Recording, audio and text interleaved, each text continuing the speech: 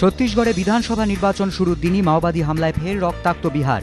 রবিবার রাতে গয়ার আমকোলায় একটি সাংস্কৃতিক অনুষ্ঠান চলাকালীন চড়াও হয় মাওবাদীরা। পুলিশ সূত্রে খবর, অনুষ্ঠান চলাকালীন মাওবাদীরা গ্রামের ৬-৭ জনকে একটু দূরে ডেকে নিয়ে যায়। তারপর তাদের লক্ষ্য করে বেপরোয়াভাবে গুলি চালাতে শুরু করে মাওবাদীরা।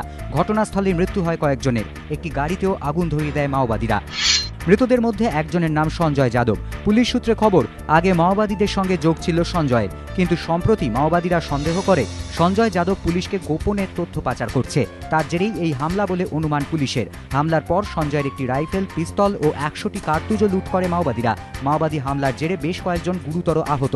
তাদের মগধ মেডিকেল কলেজ হাসপাতালে ভর্তি করা হয়েছে। মাওবাদীদের খোঁজে সংলগ্ন জঙ্গলে তল্লাশি শুরু করেছে পুলিশ। চলতি বছরে একাধিকবার মাও হামলায় রক্তাক্ত হয়েছে বিহার। ১৩ জুন ২০১৩ জামুই স্টেশনে ধানবাদ পাটনায় ইন্টারসিটি এক্সপ্রেসে মাও হামলা। মৃত্যু হয় এক আরপিএসএফ জওয়ান ও ২ যাত্রীর। ১৭ জুলাই ২০১৩ ঔরঙ্গাবাদে স্পেশাল আর্ম ফোর্সের ক্যাম্পে হামলা চালায় মাওবাদীরা। নিহত ৫। ১৬ সেপ্টেম্বর ২০১৩ গয়ায় মাও হামলায় নিহত ২ পুলিশকর্মী। ২০ সেপ্টেম্বর ২০১৩ জামুইয়ে মাওবাদী হামলায় নিহত এক এসটিএফ জওয়ান। এসব ঘটনার রেশ কাটতে না কাটতেই ফের মাও হামলায় রক্তাক্ত হল বিহার। এবিপি আনন্দ।